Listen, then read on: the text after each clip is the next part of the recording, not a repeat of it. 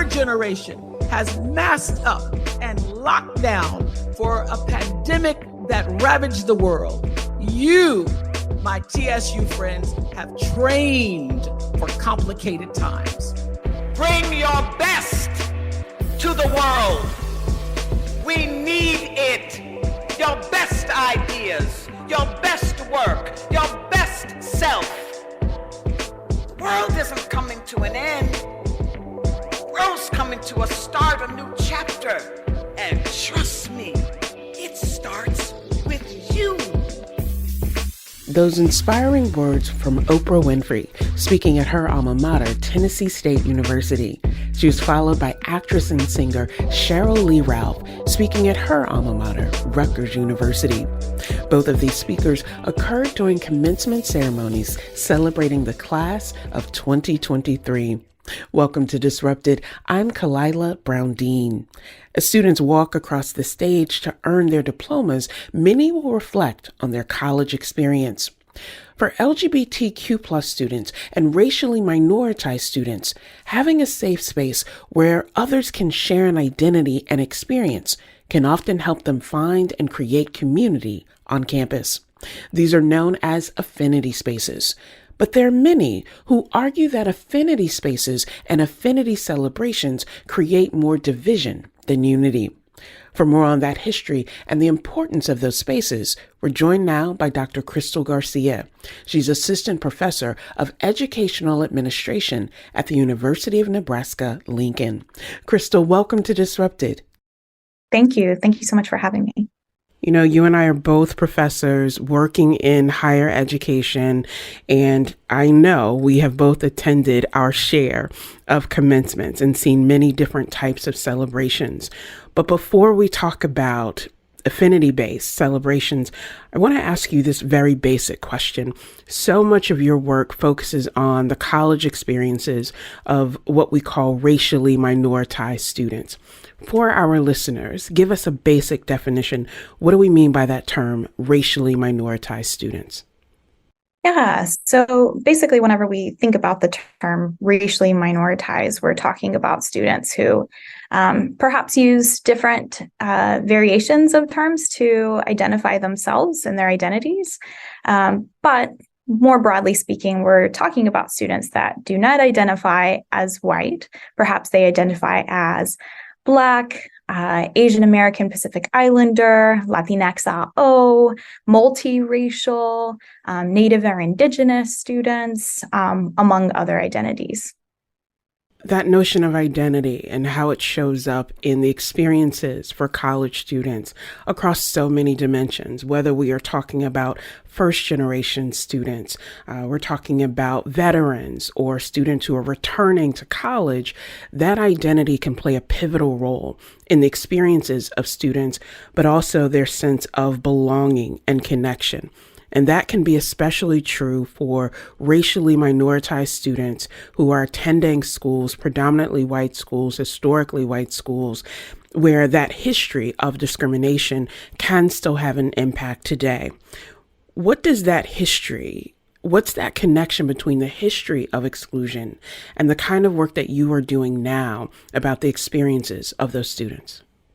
I mean, how long is the show, right? History is everything, and definitely informs not only the ways that institutions have been developed and structured, which is important and crucial, but also the interactions that students have within campus spaces, the ways that their identities are seen and valued within campus spaces, and even thinking about the curriculum.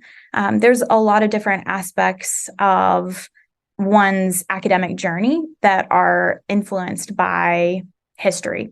And by history, we kind of have to rewind a little bit and think about the founding of colleges and universities, and that these were never intended to be spaces that were accessible by all.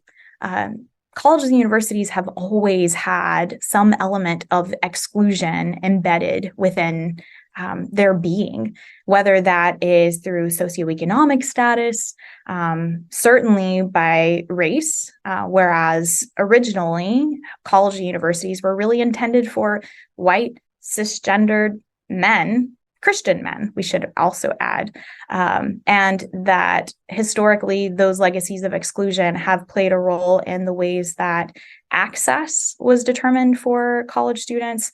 And then again, the policies, the procedures, the buildings, the naming of buildings, all of these aspects. And so certainly whenever we think about college students today, their experiences are very much affected by those histories as well. I want to take it to a granular level because there will be a lot of people who think, look, college is about going to class, getting an education. Your identity shouldn't matter in those spaces.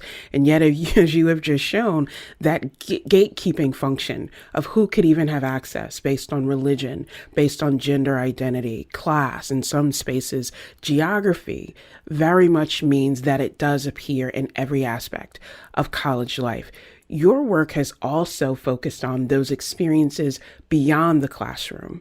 So, for example, how participation in affinity-based fraternal groups can help students build that sense of connection and really a sense of persistence that even when they feel excluded, those spaces can help them through. How much do we need to account for that sort of co-curricular experience that students have when we are thinking more broadly about the student experience for underrepresented students? Oh, it's absolutely crucial to college students' experiences. I mean, whenever we think about P-12 schools, you have students that attend class from I dropped off, I'm a guardian for my nephew. We drop him off, 7:30, stays there until 3:30. That's a huge chunk of the day, right?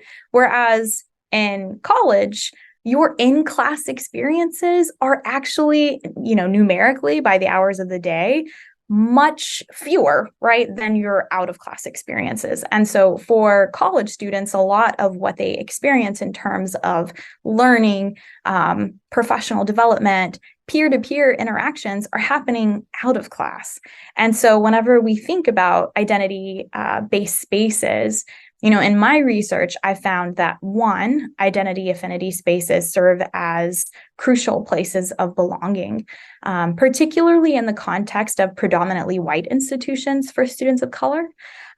These are spaces where students can feel seen and wholly affirmed for their identities. So to kind of give you an example of this, years ago, my dissertation focused on the role of Latina OX sororities and fraternities on students' sense of belonging. And one of my participants shared a quote that speaks directly to this. It's really stayed with me for years. He shared, "It's a privilege to feel like you belong everywhere, and you know that you can go anywhere and see people who look similar to you." And to me, that underscores one of the most crucial reasons why affinity spaces are so impactful to minoritized students who oftentimes don't see reflections of themselves in the greater student population or see very few. We have universities where we're talking about less than 10% of students are students of color. There are universities where perhaps 3% of the student population are Black students, or 5% are Latinx IO, right? And so again, thinking about seeing reflections of themselves and how that is so crucial to their experience. But additionally, affinity spaces have also been found in research to serve as an avenue for identity development, learning about oneself, and growing. It can also provide reprieve from forms of discrimination that students may experience in other campus spaces that could adversely affect their mental health and well-being. And perhaps, maybe unsurprising, because of all of these research findings around the ways that these spaces are so beneficial to minoritized students, it's perhaps unsurprising, maybe, that these spaces have also been found to support students' academic success, positively impacting their GPAs and their persistence to degree completion. I want to share with our listeners a passage from an article that you recently published for The Conversation, where you talk about these affinity spaces and their benefit for students, but really for a campus community more broadly. And so you write, these kinds of efforts create spaces where students can feel seen and wholly affirmed for who they are. And we've talked, Crystal, a bit about that classroom experience beyond the classroom. And then the natural progression is to the culmination of all of that, which is commencement. And so we have started to hear some controversy in the news about affinity-based graduations as if they are a new phenomenon. But your research shows that there's really a long history of those affinity-based celebrations and interactions for students. And what I love about that experience is not just about the student, it's also about the people with whom they've connected during their experience. What are affinity graduations, and what do we need to know about the origins in order to really fully grasp their continued significance? Well, affinity graduations are optional spaces of celebration where students who come from historically disadvantaged backgrounds can come together in community with others to recognize their strength and perseverance through higher education. If you take a look at statistics, right, in terms of not only who is arriving to colleges and universities, but who is completing their degrees, it's clear that racially minoritized students in particular, as well as queer and transgender students, face immense challenges in that journey, which is why we see such large disparities in completion rates from those groups. And so to have the ability to come together in celebration of overcoming these obstacles, it's no easy feat. And so that's obviously clearly important. But these affinity celebrations are most often those that are based on race and ethnicity, gender and sexuality, nationality and ability, among others. So they've expanded in terms of their scope and who they serve. But it's important to note that while main graduation ceremonies allow students to opt out of participation, so main graduation ceremonies are thought to be compulsory in a sense, but students don't have to participate in them, so they can opt out.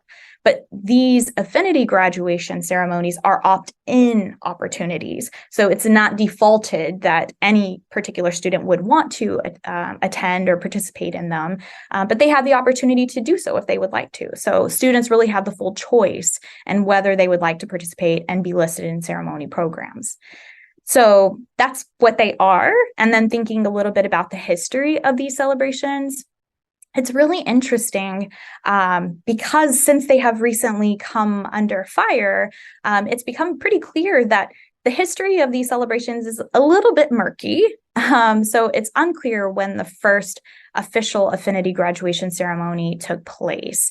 And I mean official as in recorded, right? We know that students of color, students with other minoritized identities have been forming communities of support for one another probably since the beginning of the time that they were permitted into higher education institutions.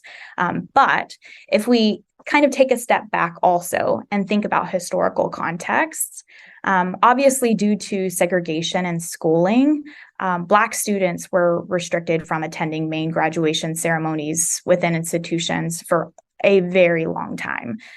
So although the Brown versus Board of Education legislation that ruled that separate could never be equal opened the doors for desegregation in schools, and that occurred in 1954, the remainder of the 50s and 60s and beyond witnessed multiple additional pieces of desegregation legislation because white people were resistant. So when you take that historical context, affinity graduations really began relatively soon after Black students were able to access historically white institutions. And we know that because a recent Inside Higher Ed article noted that California State University Northridge, for instance, hosted its first Black graduation celebration in 1972. So again, not very long after students were actually permitted into these institutions and given time to graduate. But in terms of celebrations for queer and transgender students, that history is really interesting as well. Those ceremonies are often referred to as lavender graduation ceremonies. And the Human Rights Campaign really wrote about the origins of these ceremonies, naming that the first was at the University of Michigan in 1995, and that was created by Dr. Ronnie Samlow, who was a Jewish lesbian who, because of an anti-gay parenting law, was denied the opportunity to attend graduations for her children because of her sexual orientation. And so she understood the challenges that queer and trans students faced and wanted to create a space to affirm what they had achieved. And so, yeah, from there, I mean, we have, again, other forms of celebrations that have emerged, but that's some of the history. When we return, we discuss the experience of participating in affinity-based celebrations and the pushback that they're receiving. And later, economist Harry Holzer walks us through the job market facing this year's graduating class. This is Disrupted. We'll be right back. I hope you had the time of your life.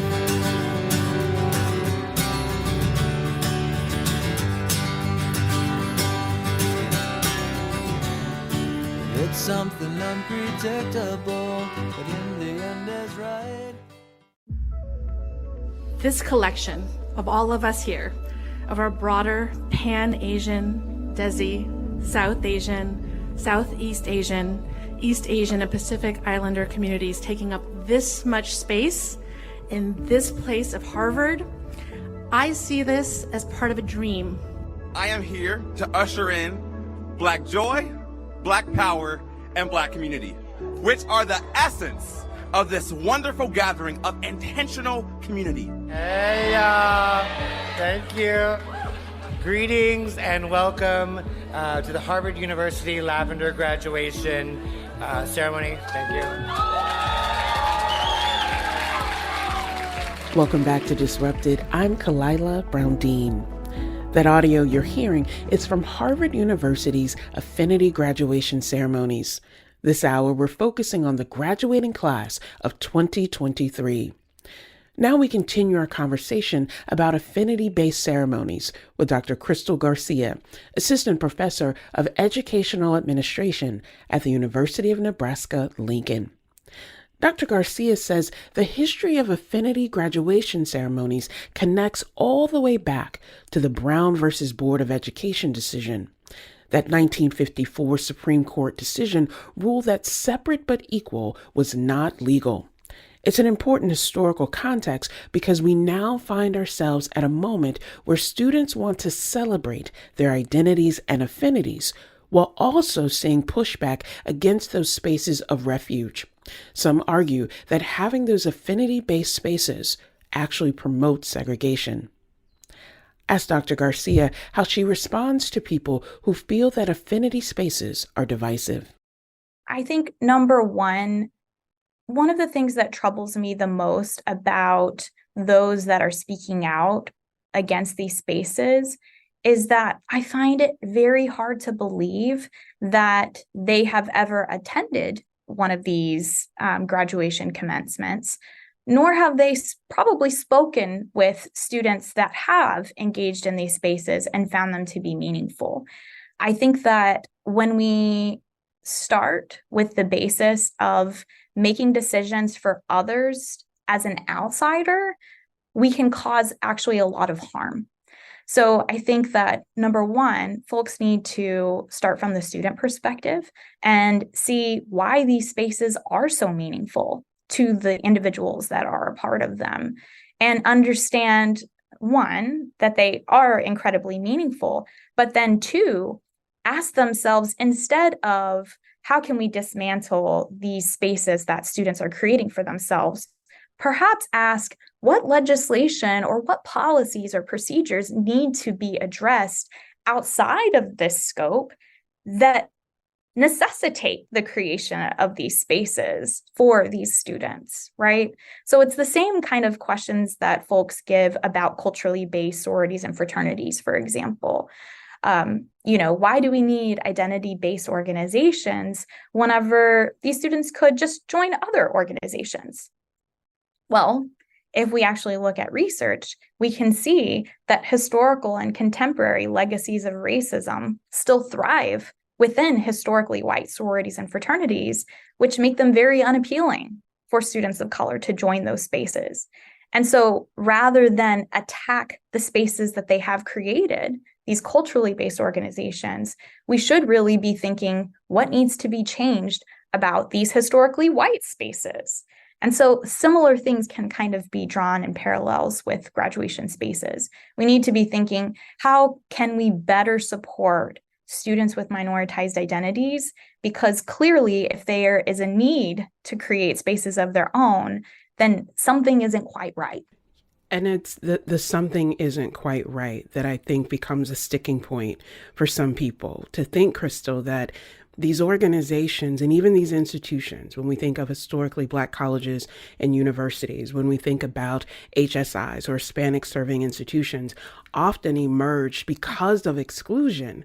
And yet none of those spaces have ever been exclusively for people of color or exclusively for members of the LGBTQ plus community. They have always been open and affirming to all, even these celebrations that you may have a lavender celebration, but is open to all in ways that those traditional institutions have not been. I'm thinking here of the controversy in Florida at New College, where students got together and said, we do not feel safe in a commencement where a speaker who denies our very humanity is supposed to address us at the culmination of this college journey, particularly for college students today who underwent multiple years of COVID that upended and disrupted every experience.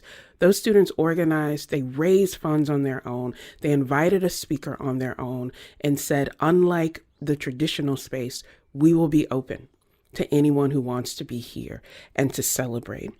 How do we lift that up in the broader context of pushback against efforts toward equity and inclusion to remind people of that sense of agency that is more about inclusion than exclusion? I think that that's such an important question. I think that, again, it goes back to listening and engaging with students. These are student spaces, allegedly, right? Colleges and universities were not intended for people in power to come in. Well, perhaps maybe they were partly intended, but I would hope that the aim now could shift to really think more critically about what students are asking for and what they need from us.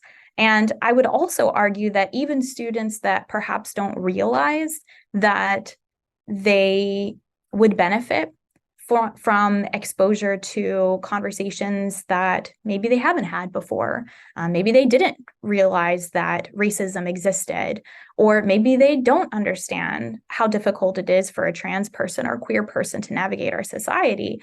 I think that they would still greatly benefit from speakers that can shed light on those things for them, because they're going to be going out into the greater society after graduation, and they're going to be interacting with others and creating policies and initiatives and engaging in workspaces where they may end up causing harm to others because they don't know, right? And so I think it's twofold, and both listening to students and understanding how they can feel affirmed, but then also giving other students the opportunity to hear those stories and perspectives and to learn from that as well. It's such a radical proposition that should not be, that we should listen to students, that we should listen to the voices and experiences of those for whom we say commencement celebrations are intended, and instead of imposing our narrow view on them, allowing their voices to matter. I'm going to ask you a personal question here, Crystal, as we end. You, I know, have attended many of these celebrations across a number of different affinity groups. What is it that you want to share about that experience of being in those moments of joy, celebration, and connection? What do we need to know about those spaces? I just think that those spaces are, I guess it saddens me to think about the ways that rhetoric against these beautiful ceremonies are being weaponized to cause divisiveness, to cause a sense of fear of the unknown, as opposed to really grappling with and understanding what they're all about. These spaces offer an opportunity for students to feel joy and to celebrate with people that they love and who love them and who show that they're there to support them fully 100%, even in the beyond after graduation. I think that one of the wonderful things that these spaces allow is more personal time, sometimes to recognize not only the graduates, but also advocates and people that have supported them throughout their journeys. It's a space for community in a broad way. So students can be among other students that have perhaps faced similar challenges and obstacles and celebrate alongside them, as well as family members, friends, staff members, faculty members, others that are invited to celebrate alongside them. And I think that that space of joy and beauty is just something that should be celebrated, and certainly not a point of attack. Here's to more spaces of joy and beauty. Dr. Crystal Garcia is Assistant Professor of Educational Administration at the University of Nebraska-Lincoln. Thank you for joining us. Thank you. Coming up, we'll hear from local graduates about one of their greatest challenges, finding a job. This is Disrupted. We'll be right back.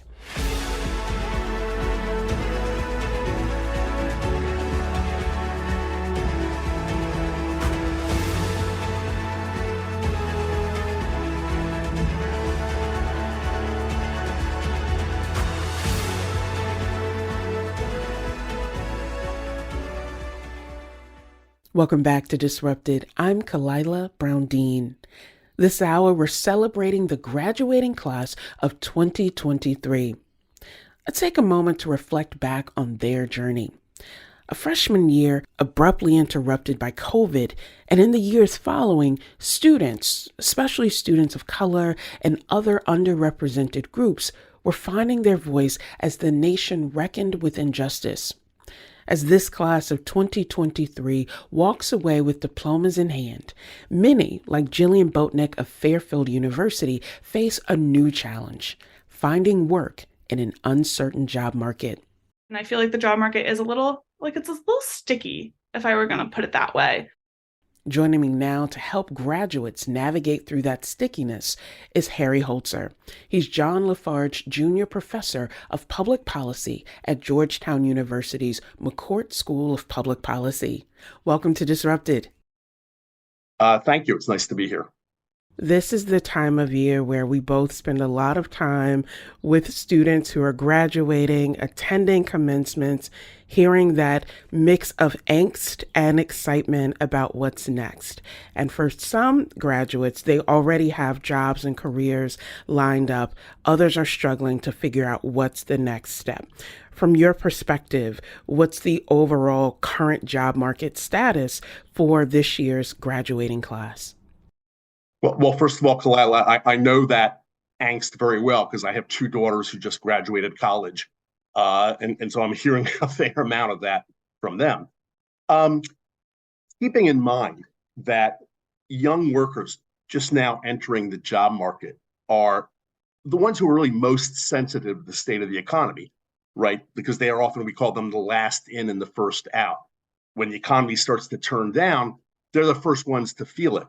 But because the first thing businesses do is they cut back on their new hiring before they let go of workers whom they already have. And in a really strong labor market, they feel it the most because they are the workers employers are looking to hire. So they're very sensitive to that state of the market. And then looking at what the state of the market is, I'd say there's sort of a mix of good news and bad news. The good news is that the labor market has been extremely strong the last couple of years, ever since we recovered from the pandemic. There have been shortages in many industries, and employers have really, in many cases, gone begging for workers. The bad news, of course, is that the Federal Reserve is trying to fight that and trying to cool down that job market to fight inflation. And you're just starting to see the beginnings of some slowing down in the labor market. Overall, the labor market remains quite strong by any historical standards, but you're starting to see firms creating fewer job vacancies. The rate of hiring has been slowing down a bit. So young workers coming out of college are going to be facing this sort of mixed signals. Let's talk a little bit about those mixed signals, because this is a time where higher education overall is somewhat struggling in terms of the value proposition of some young people, some families saying, is this kind of investment worth it? And that question that they ask at the beginning of the college experience, if that's what they pursue, often has an impact on the kinds of majors that students want to pursue, the careers that they expect to go into, and all of that mixed signal of, yes, the market is strong, but you may have a difficult time depending on the sector, has, I think, long-term implications for those graduates, but also for communities overall. What are the sectors where you are seeing the highest need or the greatest need for these entry-level positions? And what are the sectors that may be struggling as that entry point for new workers? Well, there's a set of sectors, I think, that have had very high job vacancy rates and are still hiring a lot of workers. I would say anyone in any of the care industries, healthcare and elder care, as well as childcare. Keeping in mind that, my generation, my cohort, the baby boomers are continuing to retire. That creates a lot of demand for healthcare workers and elder care. There's always a lot of demand for childcare as more and more people have been entering the labor market. So any of the care sectors, I think, are quite strong. Education is another sector. We've been short on teachers in public schools. And by the way, all of these are sectors where essential workers got burned out during the pandemic. They were expected to keep working in lots of ways, even in conditions where they sometimes felt unsafe. Their pay may not be proportionate to the stress they feel in the job. So in all those sectors, people have left the sector, and there's a lot of openings. So any of the care sectors and education. But I also think technical work of almost any kind is going to remain strong. Our economy has some difficulty training technical workers.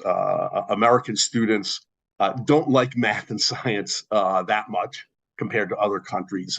So companies who need very specific kinds of engineers or technicians, that kind of work, I think jobs will remain. I also think that in construction and manufacturing, those sectors have not been as overheated as some of the others, but I think demand is going to remain strong because Congress just passed and President Biden signed these bills. The Inflation Reduction Act creates a lot of jobs in green energy and transition energy. The CHIPS bill will create a lot of new jobs for scientists and engineers in the relevant sectors. And then the infrastructure bill, I think, for both construction and manufacturing will create a lot of demand for building new roads, new bridges, new internet, new broadband, things of that nature. So I think even if the economy softens, all of those sectors will stay quite strong. I think that nexus of politics and public policy and the kinds of broader national and increasingly global conversations will be critical as we think about where's the need. But also, Harry, what I heard is some of the areas with the greatest need may not be the areas that pay people the kinds of wages or salaries that they think about as being attractive, and how we as a country balance that, the needs that we have versus how we compensate people.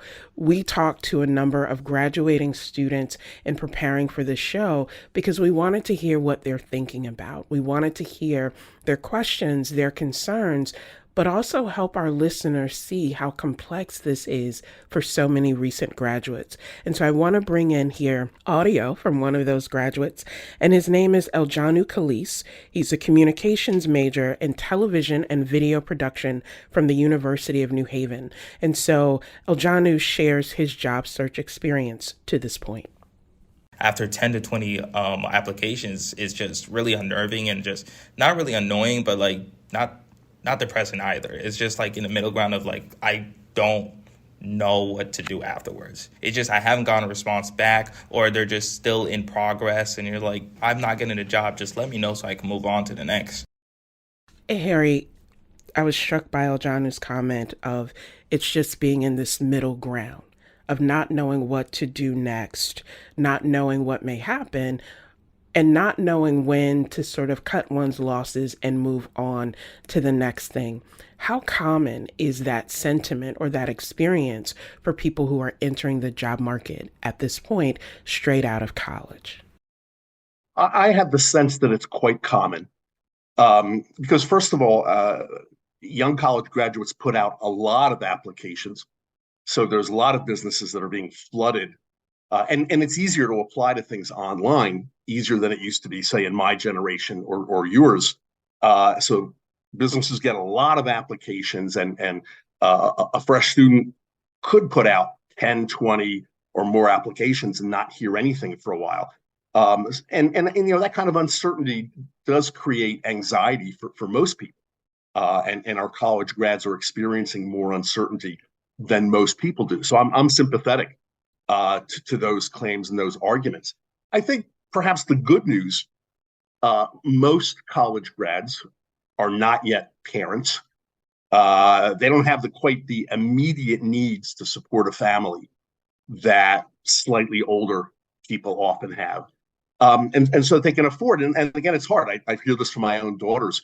But they can afford to be a little more patient if they can, even while they're feeling the anxiety. Maybe be a little more patient, send out more applications, rethink what you've been doing, maybe cast a wider net.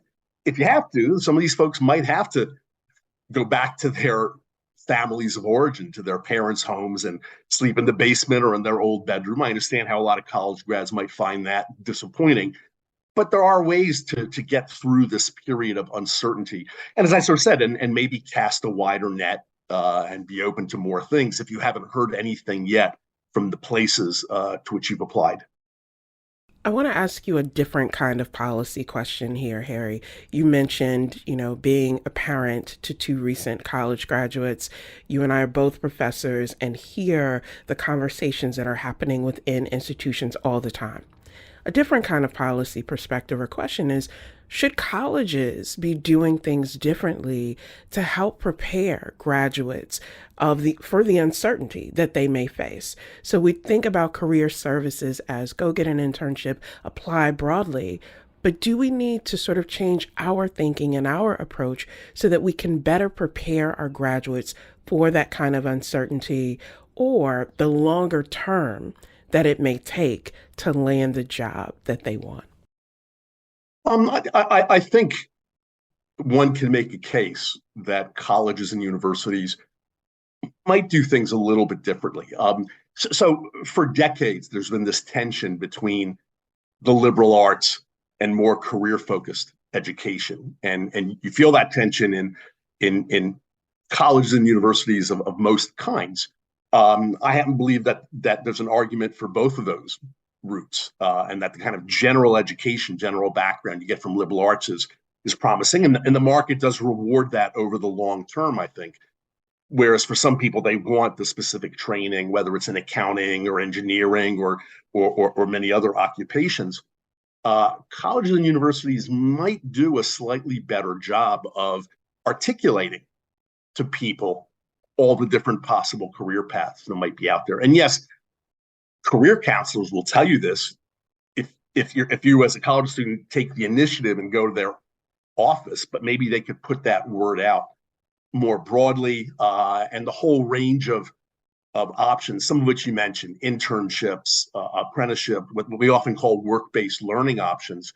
And colleges and universities maybe should be a little more proactive, trying to set those up with employers and letting people know about those opportunities when they exist. Just preparing people a little more for the very wide range of choice that college grads will have to wrestle with. So even for liberal arts majors, and all of my daughters were liberal arts majors, just giving them some sense of the value of that over time, but also that it might take a while for you to get the career that rewards that very general kind of background, and maybe doing more to establish connections with regional employers looking for different kinds of talent. So I think liberal arts can be very heavily rewarded. I'm not dissuading people from going that route, but the colleges could do a little more to prepare people for the complexity of the job market. I think that's fair. You mentioned the complexity of the job market and preparing people for that complexity. I'd add, Harry, that we are seeing increased complexities when it comes to the nature of work in general, and how technological advances may also be changing the nature of work. And that leads us squarely to the role of artificial intelligence, or AI, and how that for some people may make pursuing jobs easier in terms of the routes that they take, the kinds of things they want to do, but it could also have an impact that maybe we don't fully understand at this point. I want to bring in here the experience of a student from Fairfield University. His name is Jack Martirano. He's graduating with a degree in politics and international studies, and he offers this question. What will be the impact of AI and new technologies on the job market and the future of work in America? So, Harry, what do you say to Jack's question? What should we be looking for, preparing for, in terms of the impact of AI on the job market in the future? Well, Jack's question is the hot question right now that everybody's thinking about. I mean, 6 months ago, most people had never heard of ChatGPT. And now it's all the rage, and everybody's talking about it. The most honest answer is we really don't know. We have the sense that these technologies can do a lot of the tasks that workers currently do now. We don't really know how quickly employers will embrace these new technologies, how they'll be applied. So I think people have to be a little prepared, again, for that uncertainty and complexity. Maybe this thing to say to college grads is something like the following. Most jobs, you don't do one task. You do a range of tasks. People, I think, should be aware that over time, some in the near future, some in the further future, some of those tasks might get automated and might increasingly be done by AI. Again, we don't know what the pace of that will be, but people need to be prepared for that, and they have to be prepared to pivot away, to maybe to learn to do other things to enhance the mix of tasks they have. In some cases, if you have a job and your employer is happy with you, they have an incentive to keep you on, your employer might help you make that pivot. So now this piece of your job is going to get automated, but we like all the things you do. Let's have you learn how to do this in place of that. In other cases, if the tasks being automated are a big chunk of the tasks people do, they might be let go by their employers, but they need to be prepared for that as well. People increasingly are talking about the need for lifelong learning, to refresh the basket of tasks you're capable of performing. And we can help in a policy sense. We can help people prepare for lifelong learning with things like lifelong learning accounts. There's a few states already doing that, where every week or month, whatever your payroll period is, the employer takes a little bit out of your paycheck and sets it into an account. So if you quickly need some kind of retraining or to learn something new, you have some money to finance that. So being ready for that, being ready to maybe have to refresh your skill set is something that I think people, need to think about these things. It could strike at any time. It could happen in 3 years or 5 years or 10 years. So I think some good things are happening to make the re-education and retraining more accessible and easier to implement.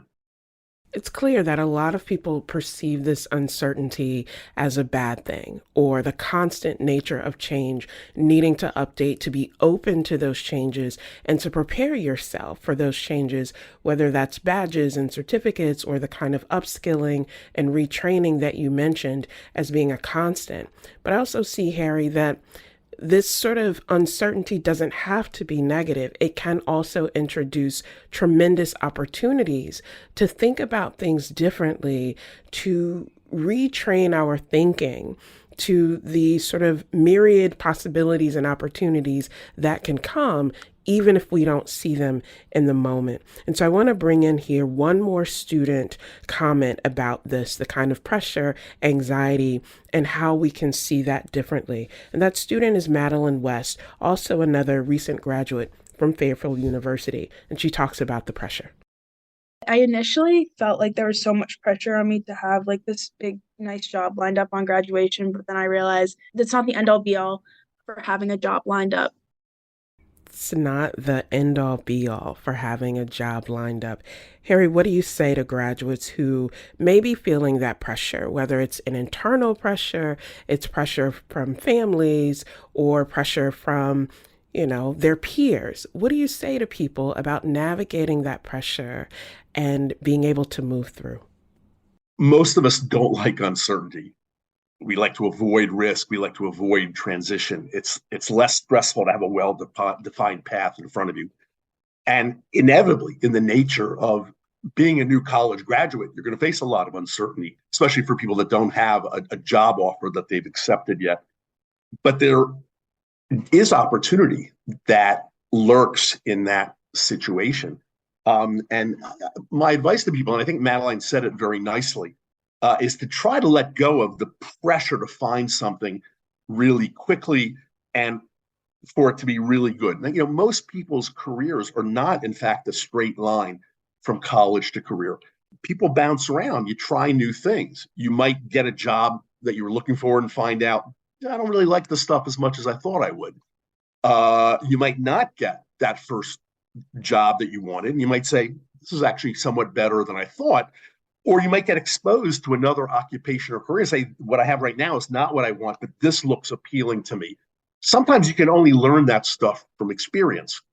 Take this opportunity and time to explore rather than feel pressure to find the one thing you were looking for. Now, if you got your degree in a very specific occupation or sector, if you got a bachelor's degree in accounting or in engineering or in finance, I understand that narrows you a bit. But again, even in those circumstances, a lot of people do not end up in careers directly related to what they studied in college. So again, I urge people to sort of try to be patient. Check out different things. If you haven't taken a job yet, cast a wider net. Send out many more resumes to other sectors. So yeah, try to embrace this period of exploration, even when you feel, or especially when you feel some stress and some pressure to find the one thing you're looking for.